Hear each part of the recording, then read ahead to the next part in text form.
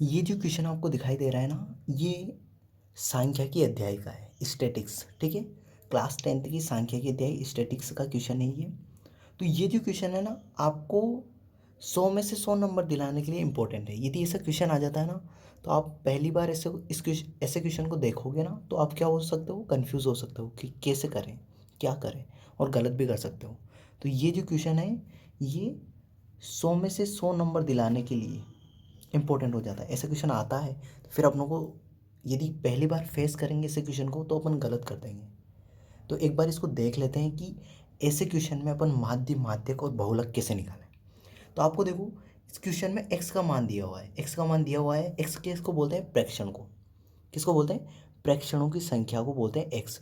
और यहाँ पे आपको दिया हुआ है एफ, एफ का मान भी दिया हुआ है, एफ होती है बारंबारता। तो यदि अपन को एक्स और एफ दोनों मान दिए हुए हैं, तो माध्य कैसे निकालें, बहुलक कैसे निकालें, और माध्यक कैसे निकालें। ठीक है, तो हर एक चीज़ निकालेंगे सिंपल से। सबसे पहले बात करेंगे अपन माध्य की। तो माध्य आसान है, एक्स का मान दिया हुआ है तो एक्स का मान लिख दिया मैंने, एफ का मान दिया हुआ है तो एफ का मान लिख दिया मैंने, ये एफ। ठीक है,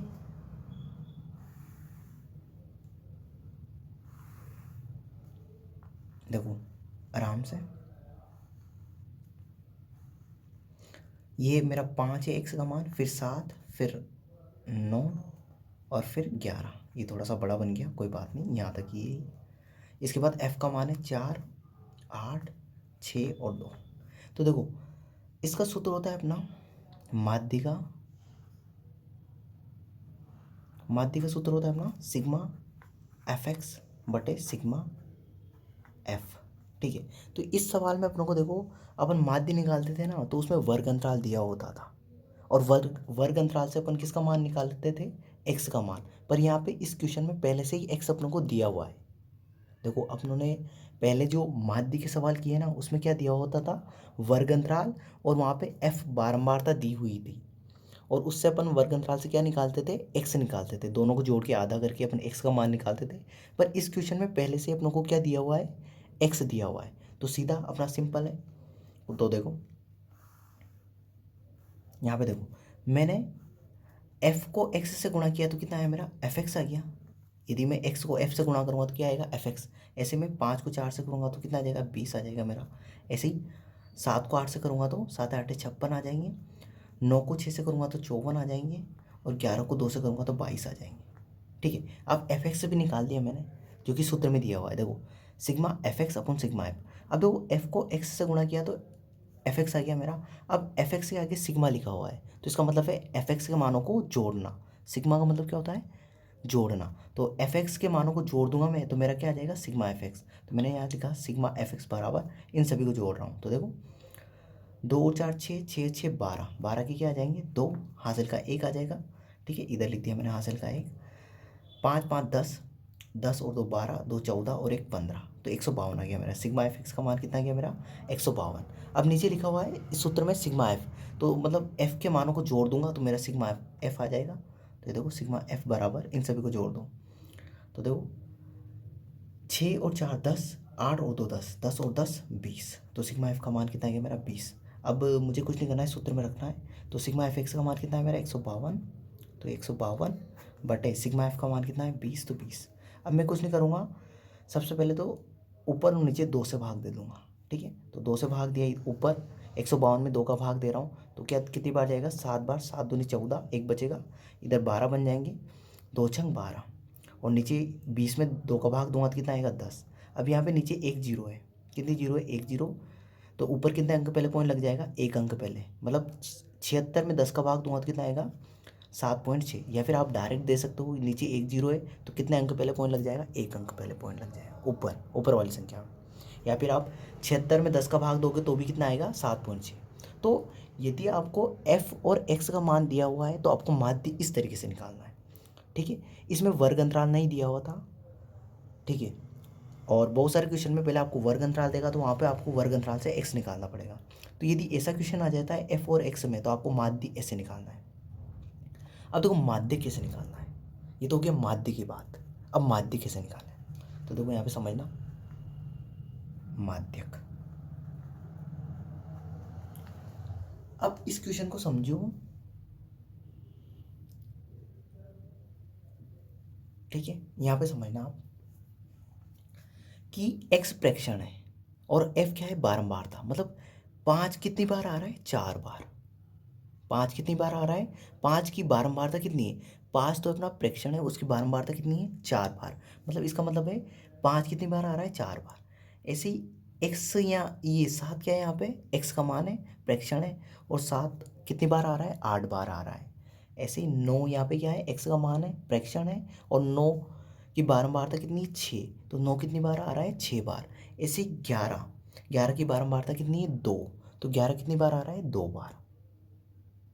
आई होप आप समझ पा रहे होंगे मैं जो बोल रहा हूँ। 5 फ्रैक्शन का मान है और इसकी बारंबारता कितनी है, 4। मतलब 5 कितनी बार आ रहा है, 4 बार। 7 की बारंबारता कितनी है, 8। तो 7 कितनी बार आ रहा है, 8 बार। और 9 की बारंबारता कितनी है, 6। तो 9 कितनी बार आ रहा है, 6 बार। और 11 की बारंबारता कितनी है, 2। तो 11 कितनी बार आ रहा है, 2 बार। ठीक है, अब देखो इस क्वेश्चन को करता हूँ। अब देखो 5 की बारंबारता कितनी है, 4। तो 5 कितनी बार आ रहा है, 4 बार। तो मैं ये लिख दे रहा हूँ, 5 कितनी बार आ रहा है, 4 बार। ये मैंने लिख दिया 4 बार 5। ठीक है, अब मैंने देखा 7 की बारंबारता कितनी है, 8 है। तो मैंने 7 को कितनी बार लिख दिया, 8 बार। 1 2 3 4 5 6 7 और ये 8। एक बार और गिन लेता हूँ, 2 2 4 2 6 और 2 8। ठीक है, इसके बाद 9 की बारंबारता कितनी है, 6 बार। तो 9 कितनी बार लिखूँगा मैं, 6 बार। 1 2 3 4 5 और 6। और इसके बाद 11 की बारंबारता कितनी है, 2 बार। तो 11 को कितनी बार लिखूँगा मैं, 2 बार। तो 11 11। ठीक है,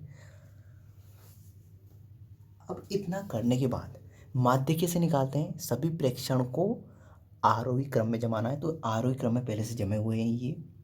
ठीक है, 5 से बड़ा 7 होता है, 7 से बड़ा 9 होता है, 9 से बड़ा 11। और उसके बाद क्या करना होता है अपनों को, माध्यक निकालने के लिए आरोही क्रम में जमा लो सभी प्रेक्षण को, और फिर एक इधर से काटो, एक इधर से, फिर एक इधर से, एक इधर से काटो, फिर एक इधर से, एक इधर से, फिर एक इधर से, एक इधर से, फिर एक इधर से, एक इधर से, फिर एक इधर से, एक इधर से, फिर एक इधर, एक इधर, फिर एक इधर, एक इधर, फिर एक इधर, फिर एक इधर। अब बीच में 2 मान बचे। यदि 2 मान बचे से, यदि एक मान बचेगा तो वही अपना माध्यक हो जाएगा। यदि 2 मान बचे तो कुछ नहीं करना है, दोनों को जोड़ देना है, और उसमें किसका भाग देना है, 2 का। दोनों को जोड़ के 2 का भाग दे दो। तो दोनों को जोड़ा तो कितना है, 7 7 14, 14 में 2 का भाग दिया तो कितना है, 7। तो इसका माध्यक इन प्रेक्षणों का, ये जो सवाल था अपना एक्स और एफ का, इनका माध्यक कितना आ जाएगा अपना, 7 आ जाएगा। तो माध्यक ऐसे निकालना है आपको। आई होप आप समझ पा रहे होंगे जो मैंने बोला पूरा का पूरा। इंपॉर्टेंट सवाल है, 100 में से 100 नंबर। ऐसा क्वेश्चन आ जाता है ना, तो आपके 100 में से आपके नंबर कम हो सकते हैं।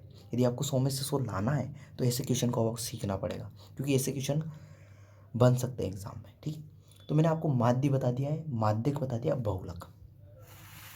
ठीक है, बहुलक। तो देखो बहुलक में क्या होता है, बहुलक का मतलब क्या होता है, बहुलक का मतलब है जो संख्या जितनी ज़्यादा बार आ रही है वही अपना बहुलक है। बहुलक मतलब जो संख्या ज़्यादा बार, ज़्यादा या अधिक बार, या इसको लिखते हैं अधिक बार आती है, वही बहुलक कहलाती है, वही बहुलक कहलाती है, कहलाती है। ठीक है, तो ध्यान रखो, जो संख्या ज़्यादा बार आती है वो बहुलक कहलाती है। अब देखो इन प्रेक्षणों में देखो कौन सी संख्या ज़्यादा बार आ रही है। देखो 5 तो कितनी बार आ रहा है, 4 बार ही आ रहा है। 7 कितनी बार आ रहा है, 8 बार। और 9 कितनी बार आ रहा है, 6 बार। और 11 कितनी बार आ रहा है, 2 बार। तो कौन सी संख्या ज़्यादा बार आ रही है, तो आप यहाँ पे देखोगे तो आपको दिखेगा 7। 7 सबसे ज़्यादा बार आ रहा है, तो इसका 7 क्या हो जाएगा, बहुलक हो जाएगा। तो बहुलक का मान कितना हो गया, बहुलक बराबर हो गया मेरा 7। ठीक है, जो संख्या ज़्यादा बार आएगी वो उसका बहुलक हो जाएगा। तो यहाँ पे आपको ऐसे बना के देख लेना है, और कौन सी संख्या ज़्यादा बार आ रही है, तो 7 आ रही है। 7 कितनी बार आ रहा है, 8 बार। तो वही क्या हो जाएगा, अपना बहुलक। तो ध्यान रखना, 8 नहीं, जो प्रेक्षण ज़्यादा बार आ रहा है ऐसे लिख के देख लेना है आपको, और जो ज़्यादा बार आ रहा है वो बहुलक हो जाएगा। ठीक है, तो ये क्वेश्चन तो मैंने आपको अच्छे से बता दिया है, पर एक बार और रिवीजन कर लेते हैं। ठीक है, तो देखो आपको ऐसा क्वेश्चन दिखाई देगा, एक्स और एफ का मान देगा आपको, और आपको पूछेगा वो कि इसका माध्य माध्यक बहुलक बताइए। तो माध्य में तो कुछ नहीं करना है आपको, एक्स और एफ का मान दिया हुआ है तो आपको सूत्र में जाना है, माध्य का सूत्र लिखना है। माध्य का सूत्र होता है sigma F x upon sigma F. तो एक्स और एफ दिया हुआ है तो आप उस दोनों को गुणा करके एफ एक्स से निकालेंगे और एफ एक्स के सारे मानों को जोड़ देंगे आप। देखो एक्स को एफ से गुणा किया तो एफ एक्स आया और एफ एक्स के सारे मानों को जोड़ दोगे तो कितना आ जाएगा, सिग्मा एफ एक्स आ जाएगा। ऐसे ही एफ के मानों को सभी को जोड़ दोगे तो सिग्मा एफ आ जाएगा और सिग्मा एफ एक्स की जगह सिग्मा एफ एक्स का मान, सिग्मा एफ की जगह सिग्मा एफ का मान, और दोनों को भाग दे दोगे। 152 में आप 20 का भाग दोगे तो भी कितना आएगा, 7.6 आएगा। डायरेक्ट आप 152 में 20 का भाग भी दे सकते हो, 7.6 आएगा, या फिर आप काटोगे तब भी यही आएगा 7.6। ठीक है, तो आप भाग देके आराम से कर सकते हो, कोई कन्फ्यूज़न नहीं रखना है। ठीक है, इसके बाद मैंने आपको बताया ये तो हो गया माध्य। अब माध्यक, माध्यक में मैंने आपको बताया कि ये x के मान होते हैं प्रेक्षण और ये नीचे f का मतलब होता है बारंबारता, मतलब 5 ये प्रेक्षण है अपना, ये कितनी बार आ रहा है, 4 बार, मतलब 5 5 5 5 ऐसे 4 बार आ रहा है। ऐसे 7 कितनी बार आ रहा है, 8 बार। ऐसे 9 कितनी बार आ रहा है, 6 बार। ऐसे लिख भी रखा मैंने देखो। और 11 कितनी बार आ रहा है, 2 बार। तो माध्य कैसे निकालेंगे, सबसे पहले सभी संख्याओं को आरोही क्रम में जमाना। ठीक है, तो वैसे तो आरोही क्रम में जमा हुआ है ये सारा का सारा। आरोही क्रम क्या होता है, बढ़ता हुआ क्रम, सबसे पहले सबसे छोटी संख्या, फिर उससे बड़ी, फिर उससे बड़ी, फिर उससे बड़ी। ठीक है, तो 5 कितनी बार आ रहा था, 4 बार, तो मैंने लिख दिया 5 4 बार। फिर उसके बाद 7 कितनी बार आ रहा था, 8 बार, तो मैंने लिख दिया 7 8 बार आ रहा है, तो 7 को 8 बार लिख दिया मैंने। फिर 9 कितनी बार आ रहा है, 6 बार, तो 9 को 6 बार लिख दिया मैंने। फिर 11 कितनी बार आ रहा है, 2 बार, तो 2 बार। एफ मतलब बारंबार था, मतलब बार बार आ रहा है। तो जैसे 5 कितनी बार आ रहा है, 4 बार, तो लिख दिया। फिर मैंने एक इधर से काटा। लिखने के बाद सबसे पहले आरोही क्रम में जमाना है। माध्य के लिए क्या करना है, आरोही क्रम में जमाना है। फिर एक इधर से काट दो, एक इधर से, फिर एक इधर से, मतलब एक आगे से एक पीछे से, एक आगे से एक पीछे से, ऐसे काटते जाओ। सारे काटने के बाद यदि आपको बीच में एक मान बचता है तो वो माध्य हो जाएगा। यदि आपके 2 मान बचते हैं बीच में तो उन दोनों को जोड़ना है आपको और 2 का भाग देना है जैसे कि मैंने ये किया हुआ है।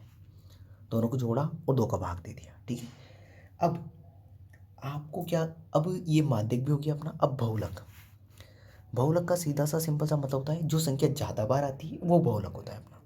ठीक है, तो आपको बहुलक हमेशा ध्यान रखना प्रेक्षण में x के मानों में आता है। यहाँ लिख भी देता हूँ मैं, यदि ऐसा सवाल आ जाता है तो आपको x के मान में से बहुलक प्राप्त होगा, बहुलक प्राप्त होगा। ध्यान रखो ये बात। तो x के मानों में से बहुलक प्राप्त होगा, f के मानों में से नहीं। f के मानों में से बहुलक प्राप्त नहीं होगा, बहुलक प्राप्त नहीं होगा। f के मानों में से बहुलक प्राप्त नहीं होगा। मैं सिंपल सी बात बोल रहा हूँ, जो बहुलक ऐसा क्वेश्चन आ जाता है तो बहुलक कहाँ से मिलेगा आपको, x के मानों में से, f के मानों में से नहीं मिलेगा। ठीक है, तो यहाँ पे मैंने बता दिया आपको, जो संख्या ज़्यादा बार आएगी वो बहुलक हो जाएगा। तो 7 ज़्यादा बार आ रहा है, कितनी बार आ रहा है, 8 बार, तो वो बहुलक हो गया। जो संख्या ज़्यादा बार आएगी वो बहुलक हो जाएगा। तो आई होप ये क्वेश्चन आपको पूरा का पूरा समझ में आ गया होगा। ठीक है, यदि ऐसे क्वेश्चन में आपको माध्य माध्यक बहुलक पूछ लेता है तो आपको कैसे निकालना है, ये उन स्टूडेंट के लिए है जो 100 में से 100 लाना चाहते हैं। मतलब आपको यदि आपको 100% कवर करना है तो उसके लिए आपको ऐसे क्वेश्चन करने ही पड़ेंगे। ये उनके लिए नहीं है जो पास होना चाहते हैं, ये उनके लिए है जो 100 में से 100 लाना चाहते हैं। तो आई होप ये वीडियो आपको पसंद आया होगा। तो इस वीडियो के लिए इतना ही, थैंक यू।